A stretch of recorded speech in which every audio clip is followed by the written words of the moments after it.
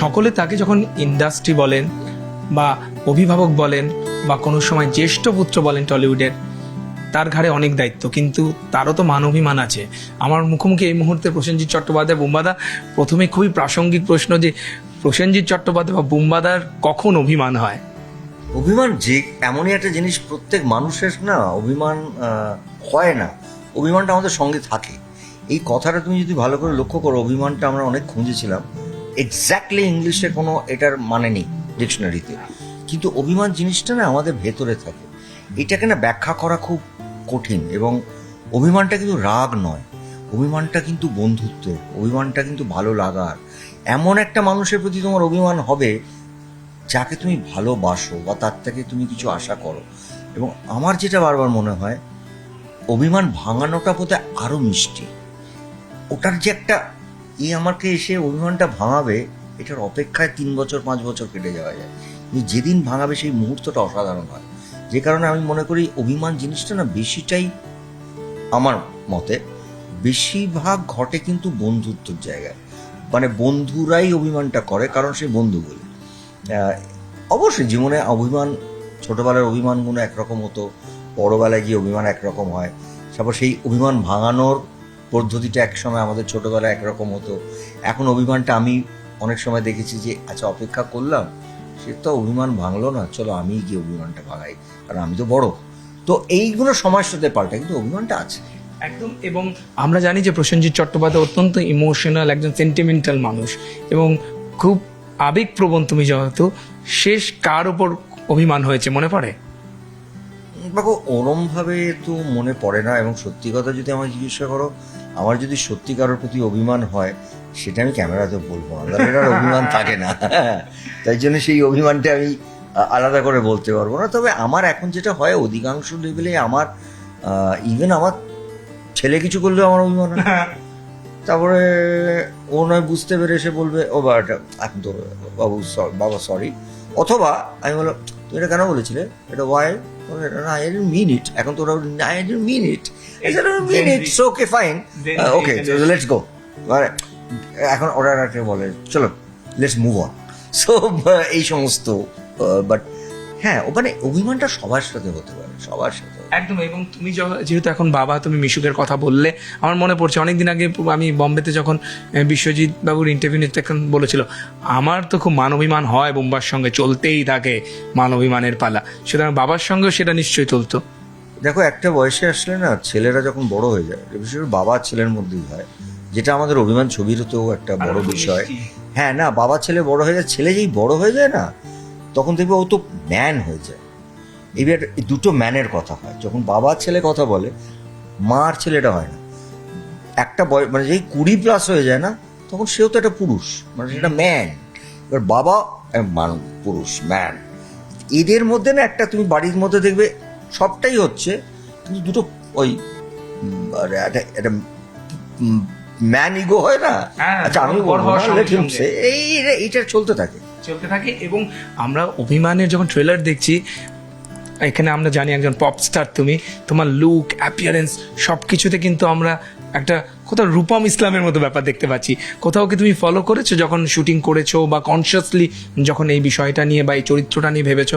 রূপমকেও আমরা প্রশ্ন করেছিলাম এবং সে তো খুবই গর্বিত যে বুম্বাদা যদি আমাকে কোথাও ফলো করে, যে এটা আমার থেকে, মানে তার থেকে সৌভাগ্যবান কেউ হয় না। আমি রূপমকে ভুলেওছিলাম, ওর যখন কি সেলিব্রেশনে গেলাম একটা, আমি কিন্তু তোকে কপি করছি, কারণ আমার কাছে না, আমি যখন অটোগ্রাফও করেছিলাম, যখন একটা চরিত্র আসে, গল্প আসে, আমার তো স্ক্রিপ্টটা পরে শুনি, আমার মনে হয় আমি চরিত্রটা করব।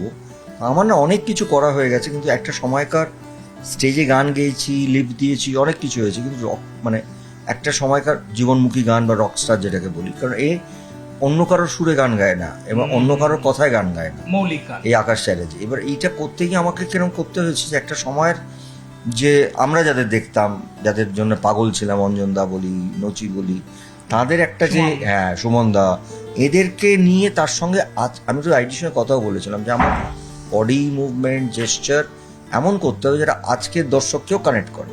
এই কারণে আমার ওই হেভি ওয়েট এবং আমাদের রূপমবাবু, এই দুটোকে আমি নিয়ে প্রচুর প্রচুর সময় কাটিয়েছি এবং ওই এনার্জি লেভেলটাকে আনা রকমের এনার্জি লেভেল আমি পারবো না, বাট চেষ্টা করেছি যতটা যাওয়া যায়। তোমাকে তো ইন্ডাস্ট্রি বলা হয়, এবং ইন্ডাস্ট্রির তুমি একটা এরা বলবো না, আমি বলবো যে অনেকগুলো এরা দেখে এসেছো, অনেক লড়াই করে এসেছো।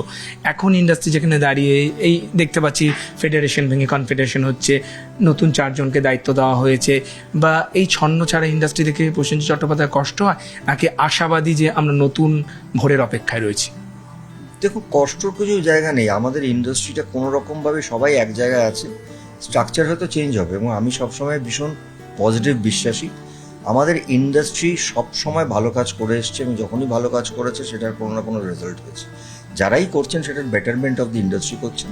সেটা যদি বেটারমেন্ট হয় এবং ইন্ডাস্ট্রি যদি ভালো জায়গায় পৌঁছায়, অনেস্টলি বলছি আমার থেকে খুশি বেশি কেউ হবে না। কারণ সব থেকে খারাপ সময় ওয়ান অফ দেম, যে আর অনেকে আছেন, যে আমি তো 4টে প্রজন্মর সাথে কাজ করছি, আমি এতটা খারাপ সময় দেখেছি না।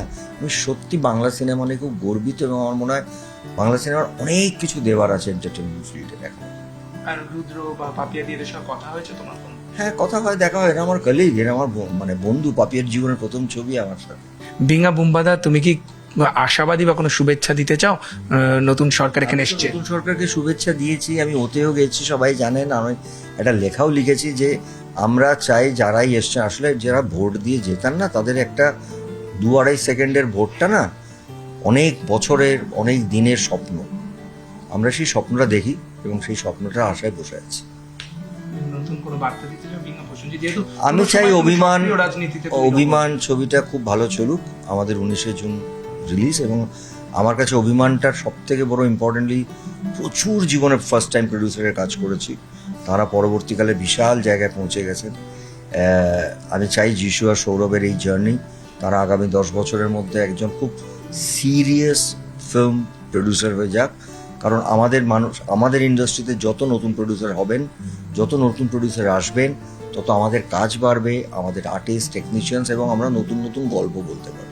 একদম অনেক অনেক ধন্যবাদ বুম্বাদা, এবং তুমি অনেক আশার গল্প বললে, এবং তোমার মুখ দিয়ে আশার কথাটা অনেক ভালো শোনায়, কারণ তুমি একটা দায়িত্বে, এবং আমার মনে হয় চারপাশ অনেক সময় বিচলিত করে, কিন্তু তুমি তোমার জায়গায় স্থির থাকো, তাই না? এবং আমি বাংলা সিনেমায় সবসময় পজিটিভ। যখন মানুষ বলেছেন বাংলা সিনেমা শেষ হয়ে গেছে, তখন আমি বলেছি বাংলা সিনেমার মাথা উঁচু করে তার জায়গায় দাঁড়িয়ে থাকবেন, এবং আমি খুব হোপফুল যে জেনারেশন এখন কাজ করছে, তাই will come up with very good films. অনেক ধন্যবাদ, থ্যাংক ইউ সো মাচ। ক্যামেরায় বিপুল ঘোষের সঙ্গে মানস বসাক, নিউজ 18 বাংলা।